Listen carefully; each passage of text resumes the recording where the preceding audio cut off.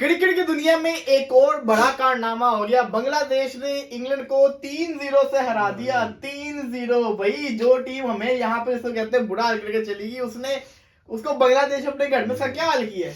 यार मैं खुद बड़ा हैरान हूँ। लेकिन यार बांग्लादेश में ना उनकी पिचेस बड़ी कमाल आप देखें यार अब्दुल्ला भाई, 150 चेस करना था, 199 के ऊपर एक आउट है। डेविड मिलान अच्छा खेला, बटलर अच्छा खेला, उसके बाद ऐसा कोलैप्स आया, उसने ऐसी वापसी की है। बांग्लादेश में मानना पड़ेगा, सल्यूट है बांग्लादेश को। अपने घर में जिसको कहते हैं ना शेर है, तगड़े हैं। उनके घर में जाते हुए लोग डरते हैं। उन्होंने बताया कि भाई ऐसे क्रिकेट खेलते, सीखना चाहिए, हमें सीखना चाहिए, किसी और को क्या, हमें सीखना चाहिए कि अपने घर में क्रिकेट कैसे खेलते हैं। बांग्लादेश ने हमें आईना दिखा दिया। खैर जबरदस्त किस्म की मुबारकबाद दो बांग्लादेश को, बड़ा बड़ा कारनामा उन्होंने अंजाम दिया है, वर्ल्ड चैंपियन को हराया है। और ये बड़ा जिसको कहते हैं दूसरी दफा ऐसा हुआ है कि इंग्लैंड जिसको कहते हैं क्लीन स्वीप हुई है T20 सीरीज में, 3 मैचेस वाली या से ज्यादा वाली के अंदर। तो मुबारक हो बांग्लादेश को। उसी के साथ साथ बात करें मोहम्मद आमिर, आमिर न्यूज में रहते हैं यार, मुझे लगता है वो जानबूझ के करता है। नहीं, लोग उससे जानबूझ क्वेश्चन पूछते हैं। अब लेजेंड्स लीग खेलने गए वैसे सुने जरा, सबसे पहले बात सुने, आमिर ने रिटायरमेंट क्यों दी थी? क्यों दी थी? याद होगा आपको, मिसबा के ऊपर से कुछ बोला था।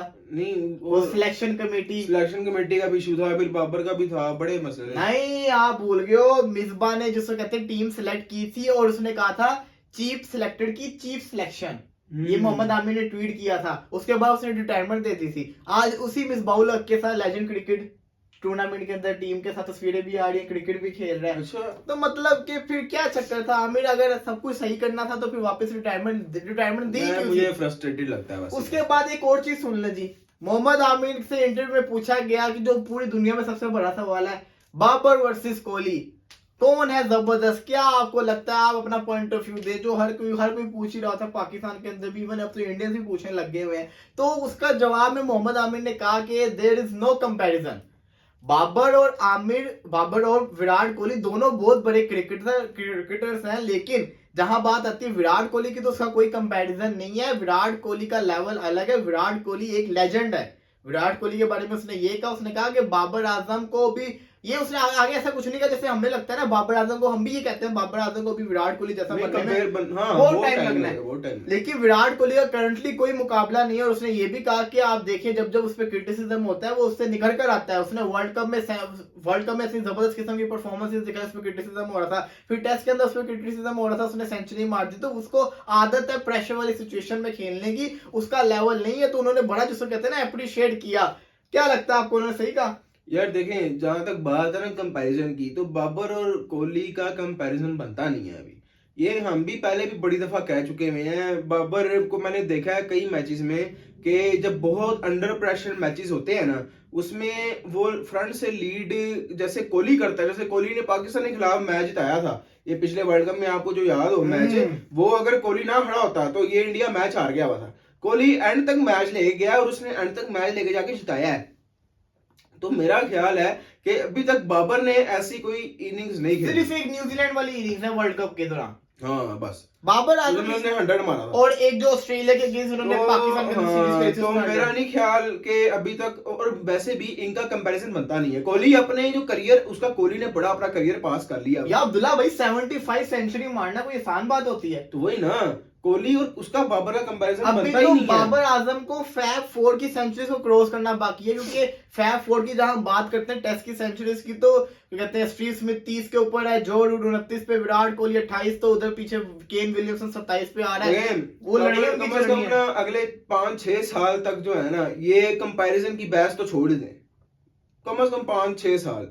ये कंपैरिजन बनता ही नहीं है अभी। बाबर आजम का कंपैरिजन तब होगा जब बाबर आजम आएगा टॉप 4 के अंदर सेंचुरीज के दौरान में, 50 प्लस उसकी सेंचुरीज होंगी ऑल ओवर द वर्ल्ड अगर बात करें। क्योंकि अभी लिस्ट के अंदर तो बाबर आजम का दूर दूर तक नाम नहीं, किसी पाकिस्तानी का नहीं है। तो आपको अगर विराट कोहली से बाबर आजम कंपेयर करना तो सबसे पहली चीज आती है सेंचुरीज। तेंदुलकर 175 पे, विराट कोहली 71 के ऊपर, रिकी पॉन्टिंग, फिर संगाकारा आ जाते होते हैं। ये सारे हाशिम मामला प्लेयर हैं, इनको बीट करना पड़ेगा। ये है कि बाबर ने रिकॉर्ड्स बड़े तोड़े हैं और नए रिकॉर्ड्स बड़े सेट किए हैं। इवन के कोहली के भी बेशुमार रिकॉर्ड्स ने उसने तोड़े और नए सेट किए। वो जो जब शुरुआत हो रही थी, फास्टर 1000, फास्टर 16 सेंचुरीज, ऐसे वाले जो रिकॉर्ड्स हैं सारे उसने तोड़े हैं। लेकिन जो मेन चीज है ना कि विराट कोहली को 15 साल हो चुके हुए हैं, 16 साल हो चुके हुए हैं खेलते हुए क्रिकेट को। तो विराट कोहली एक अरसे से क्रिकेट खेलता हो रहा है, बाबर आजम के 7 साल हो चुके हुए हैं। तो एक तरफ 7 साल की परफॉर्मेंस है, एक तरफ जिसको कहते हैं 14-15 साल की परफॉर्मेंस है, तो अभी बड़ा टाइम है। बाबर आजम को आप कंपेयर करें जिसको कहते हैं दूसरे प्लेयर के साथ, जो उसके साथ जिन्होंने डेब्यू किया था, फिर समझ आती है, फिर उनके साथ फिर कंपेयर तो करना बनता, बनता उनके साथ तो है। बनता। लेकिन जहां बात है, इस बात से हम एग्री करेंगे, बाबर आजम विराट कोहली का भी कंपैरिजन नहीं बनता।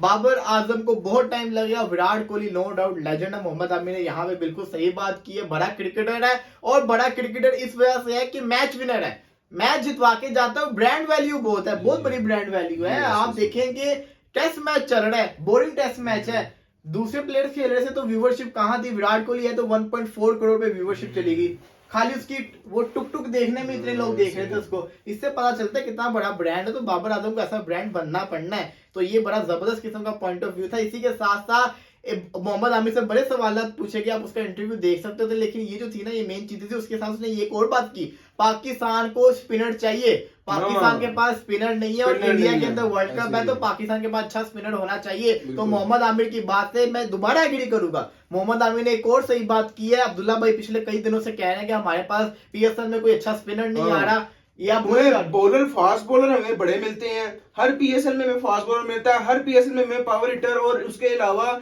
हमें बड़ा अच्छा बैटर मिलता है हमें, लेकिन बहुत कम इक्का दुक्का है जो हमें मिडिल ऑर्डर के बैट्समैन मिलते हैं, लेकिन हमारे पास स्पिनर कोई नहीं आ रहा, ना लेग स्पिनर कोई आ रहा है, ना दूसरा कोई स्पिनर आ रहा है, कोई हमारे पास जज का स्पिनर नहीं आ रहा, जो अगर आ भी रहे हैं वो ऑलराउंडर है। फॉर एग्जांपल नवाज हो गया या इमाद हो गया, इस तरह जेन्युइन बॉलर होगा ना, जेन्युइन प्रॉपर एक स्पिनर जैसे सईद अजमल था, हाँ, उस तरह का कोई हमारे पास बॉलर ही नहीं आ रहा। ये बड़ी हैरत की बात है। वैसे ये इनको पीसीबी को सोचना चाहिए।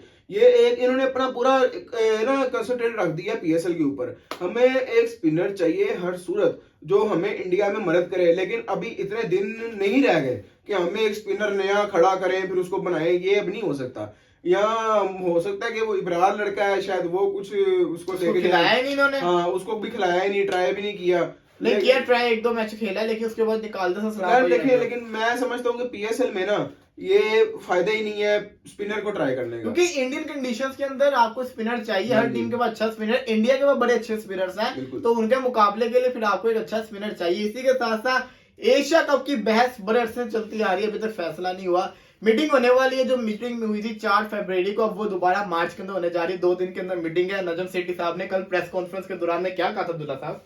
अच्छा, नजम सेठी साहब ने एक वर्ल्ड कप के हवाले से भी कहा था कि हमारी जो गवर्नमेंट है उन्होंने भी अभी तक पाकिस्तानी टीम को इंडिया में वर्ल्ड कप खेलने की परमिशन नहीं दी।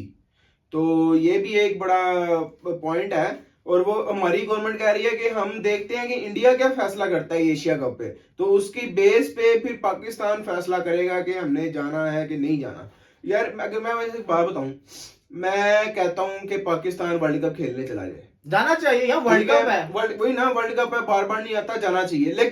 लेकिन इंडिया भी जुबान दे कि इंडिया चैंपियंस ट्रॉफी खेलने पाकिस्तान, बिल्कुल बिल्कुल, ये भी है। देखिए हम चले एशिया का इवेंट है, हम उसको चलो कुर्बान कर देते हैं, कोई मसला नहीं, लेकिन हम चैंपियंस ट्रॉफी कुर्बान नहीं करेंगे ना, हमें चैंपियंस ट्रॉफी कुर्बान करनी चाहिए। हमारा भी यार दिल है, हम भी सारे प्लेयर्स को, इंडियन टीम को हम अपने ग्राउंड में आके खेलते, हमारी आंखों के सामने देखें, तो ये जाती होगी हमारे साथ। हमने बड़े अरसे से इंटरनेशनल टूर्नामेंट नहीं कोई देखा हमारे पाकिस्तान। और एक और चीज है कि एक पिछले दिनों खबर आई थी कि पाकिस्तान के सारे मैचेस, बाकी सारी टीमों के सारे मैचेस पाकिस्तान में होंगे, इंडिया के मैचेस ये भी थी यूएई के अंदर होंगे। अगर इंडिया फाइनल में जाता है तो वो भी अपना दुबई में फाइनल खेलेगी। तो ये भी चीज आई थी, लीक हुई थी, इंडियन मीडिया ने इस बात को लीक किया था, उसके बाद से कोई कंफर्मेशन नहीं आई बोर्ड्स की, लेकिन ये न्यूज चल रही थी। तो जहां तक मुझे लगता है भाई, एशिया कप भी होगा, वर्ल्ड कप भी होगा, पाकिस्तान इंडिया जाके खेलेगा, अभी एशिया कप भी होगा, ये पता नहीं चैंपियंस ट्रॉफी में यार जरूर आना चाहिए, चैंपियंस ट्रॉफी में। अब ये तो बहुत बड़ा इवेंट है, ये बहुत बड़ा इवेंट है, देखना पड़ेगा। और हमारे पास